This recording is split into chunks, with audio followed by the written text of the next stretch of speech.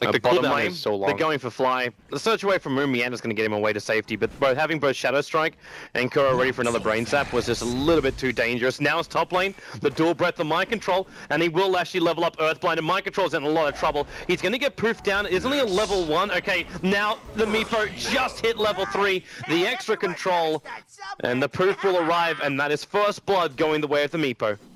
This is something you expect, but at the same time we talked about the lack of control that Liquid have. Top lane going on Mind Control. Kuro's going to be here controlling at the Meepo, but there's another Earthbind to keep Mind Control in position. The Darkseer, well, that's a very early wall. Doesn't actually get a copy of it. They're going to go for the kill on Moon. Well, maybe they can. Moon is very, very low, running forward, and Kuro just beating him down. That last attack will do the job, but N0tail's already managed to find the kill on the Night Stalker, so I suppose in one way it works. And yeah, with the Iron Shell, it burns through Kuro. The Fish will buy a little bit of space, and N0tail's got nothing more to run with. He actually switches to his other Meepo. The Meepo doesn't actually have the intelligence.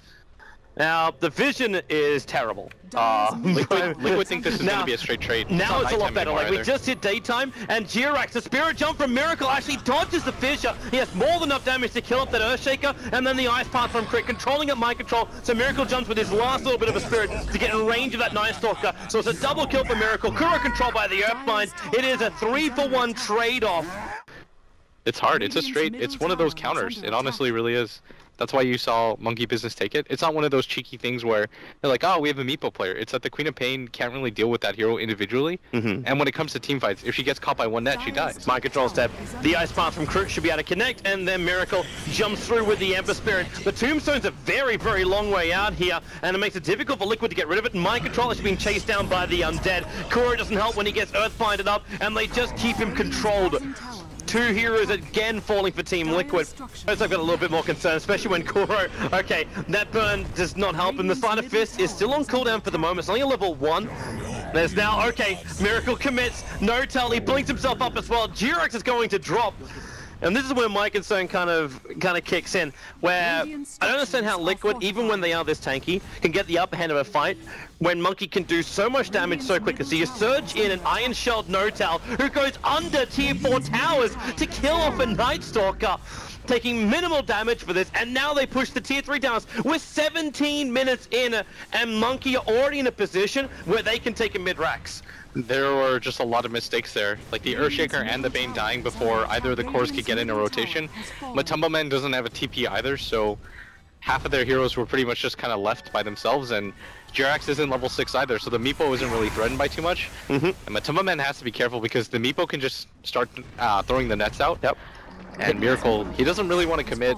They're just going to get out. But that's still a range rax at 17 minutes, and I'm just not seeing Monkeys being limited in any way by Liquid's draft, especially in their current position, and now they go again. The Iron Shell jump, Fada dead before the fight really begins. The Ice Path positioning again, perfect from Crit. Kuro nightmares himself up to buy a little bit of space, but they just take it off him, and he'll just pop in the middle of this. So you get the Orchid on Miracle, combined with the Sonic Wave, but that's not enough damage, and now N0tail wants to go further. He didn't get the Meepos into the right position, but he's got the Blink of Bubble, and there he goes again. This time knocking down Matumbaman, the double Iron Shells on the Meepos as well, just burning through everyone. Another Ice Path support. This is a firm foot to the rear end of the horse. Liquid are in a lot of trouble at the moment. Jirax will burn, and this will be a full team wipe in favor of Monkey. They will take out, actually they can even do double raxing right now if they want to, but there's no reason to risk it. They're all gonna, like, all the Meepos are headed home.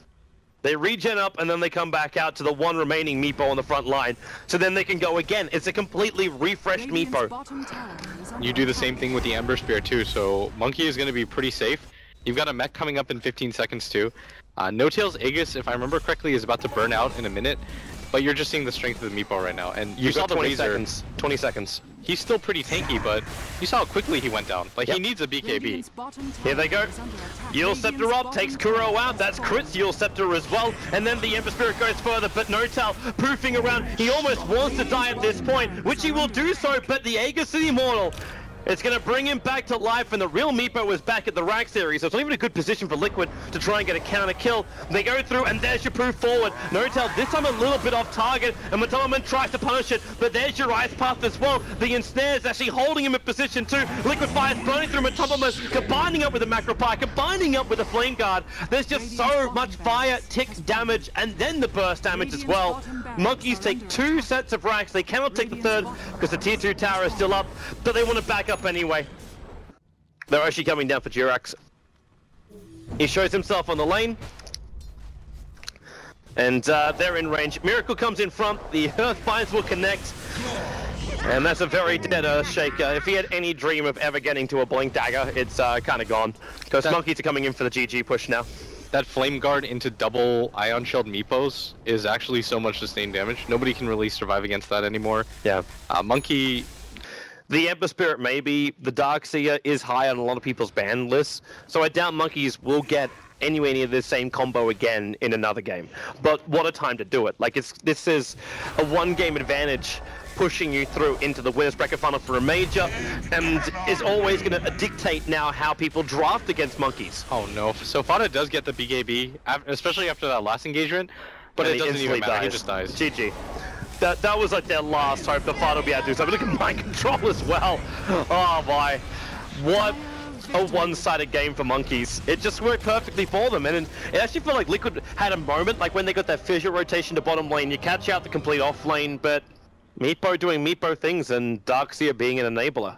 Yeah, for me this was just a straight draft loss. Like, this is what Meepo can do to you. A lot of people kind of look at the hero as just a pub stomper, but for me he kind of reminds me of like Storm in the sense that if you don't have any disables, that hero just wins.